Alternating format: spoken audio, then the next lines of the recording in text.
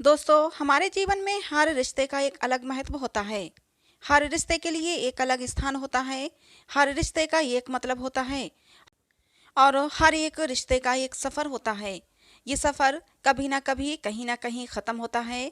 बस एक पति पत्नी का रिश्ता ऐसा होता है जिसका ये सफ़र आखिरी सांस तक चलता है। आधुनिक विज्ञान के ज़माने में हमने बहुत ज़्यादा तरक्की कर ली। हम बहुत होशियार हो गए। लेकिन कभी कभी हमारे जैसे होशियारों को भी कुछ गवार लोग ऐसे मिल जाते हैं जो हमें काफ़ी कुछ सिखा जाते हैं। ऐसी ही एक कहानी है जो मैं आप लोगों के लिए लेकर आई हूँ। पति पत्नी के रिश्ते को, प्रेम को बढ़ाने वाली ये छोटी सी कहानी आपको बहुत पसंद आएगी।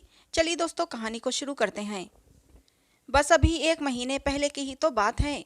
घर के पिछले भाग में माटी डालने का और प्लांट्स लगाने का काम रमन और कला, इन पति पत्नी के जोड़े को दिया गया। पहले दिन दोनों आए। दोनों ने खूब अच्छा काम किया। दूसरे दिन सिर्फ रमन आया। शायद कला बीमार होगी, इसलिए नहीं आई। उस दिन दोपहर में मेरे साथ खाना खाने के लिए मैंने रमन को बहुत आग्रह किया। कई बार उसे कहा कि मेरे साथ खाना खा लो, लेकिन वह माना ही नहीं। वह बोला कि कला नाराज हो जाएगी। मैं बोला, अरे रमन, तुम कितना डरते हो अपनी बीवी से। वह बोला, मैं डरता नहीं साहब, कद्र करता हूँ उसकी, सम्मान करता हूँ उसका। मुझे उसके शब्दों पर हंसना आ गया।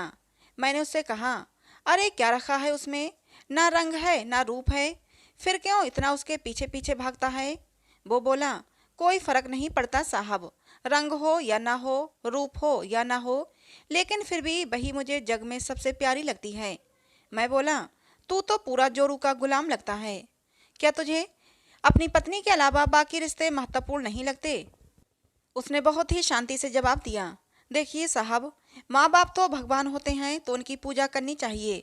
भाई बहन का रिश्ता तो जन्मजात होता है और दोस्ती का नाता तो सिर्फ काम का या मतलब के लिए होता है, और बाकी सारे संबंधी मतलब के लिए ही होते हैं। अब देखिए, जैसे कि आपका और मेरा नाता भी काम और पैसे का ही है ना। लेकिन साहब, पत्नी हमारी कोई नज़दीकी रिश्तेदार तो होती नहीं, फिर भी मैं अपने सारे संबंधों को छोड़कर हमेशा के लिए हमारी हो जाती है और हमारे हर सुख दुख में, हर दिन रात में, हर ऋतु में हमारा साथ देती है। आप मानो या ना मानो, पत्नी सिर्फ एक रिश्ता नहीं, वो कई रिश्तों का भंडार है। जब वो हमारी हर इच्छा पूरी करती है, हमारी देखभाल करती है, हमको लाड लड़ाती है, तब वो किसी माँ की भूमिका निभा रही होती है। जब वह हमें अपने वर्तमान परिस्थिति की समझ देती है और जब हम अपनी कमाई उसके हाथों में लाकर देते हैं, तब हमें विश्वास होता है कि वह उसका सही इस्तेमाल करेगी और हमारे साथ कुछ बुरा नहीं होने देगी। तब वह बाप की भूमिका निभा रही होती है। जब हमारे बारे में चिंतित होती है, जब वह हमें हमारी गलतियों को बताकर उसे सुधारने का मौका देती है, तब वह किसी बहन की भूमिका में होती है। जब वह हमें नई नई इच्छाएं बताती है, हमसे किसी चीज़ की मांग करती है, नखरे करती है, रूठती है, जिद करती है, तब वह किसी बेटी जैसी होती है। जब वह हमें कुछ नया सिखाती है, हमसे झगड़ती है, तब वह किसी दोस्त की तरह होती है। जब वह हमारे घर की और हमारे रिश्तेदारों की सबकी जिम्मेदारी अपने सिर पर उठाती है, तब वह मालकिन होती है। सबसे जरूरी, जब वह सारी दुनिया को और यहाँ तक कि अपने बच्चों को छोड़कर भी जब हमारी बाहों में आती है, तो वह हमारी पत्नी, प्रेमिका, हमारी जान, हमारा श्वास बनती है। अब आप ही बताइए साहब, अगर मैं उसकी इज्जत करता हूँ, उसकी कद्र करता हूँ, तो क्या मैं कोई गलत काम करता हूँ। और वैसे भी पत्नी सिर्फ अपने पति के लिए अपना घर छोड़कर अनजाने घर आती है और बाकी के रिश्ते तो परिस्थिति के हिसाब से निभा जाती है। देखिए साहब, मैं ज़्यादा पढ़ा लिखा तो नहीं हूँ, लेकिन ज़िंदगी ने मुझे इतना ज़रूर सिखाया है कि रिश्तों का मतलब एक दूसरे की कमियों को पूरा करना होता है।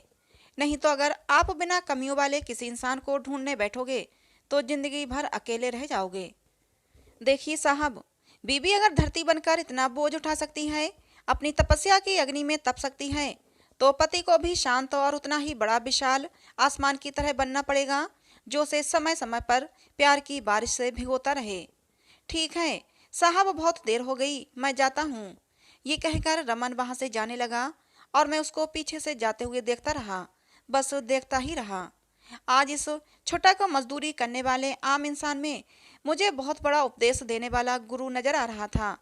उसकी वो बात कि पत्नी कैसी भी हो उसको मान देना, उसकी इज्जत करना, उसकी देखभाल करना हर विवाहित पुरुष का प्रथम कर्तव्य है। और ये गुरु ज्ञान मुझे जीवन भर याद रहेगा। तो दोस्तों, आपको हमारी ये कहानी कैसी लगी कमेंट बॉक्स में ज़रूर बताइएगा। पसंद आई हो तो प्लीज़ लाइक करें, शेयर करें। ऐसे ही और कहानियों के लिए हमारे चैनल से जुड़े रहें। मिलते हैं दोस्तों अगली किसी नई कहानी में।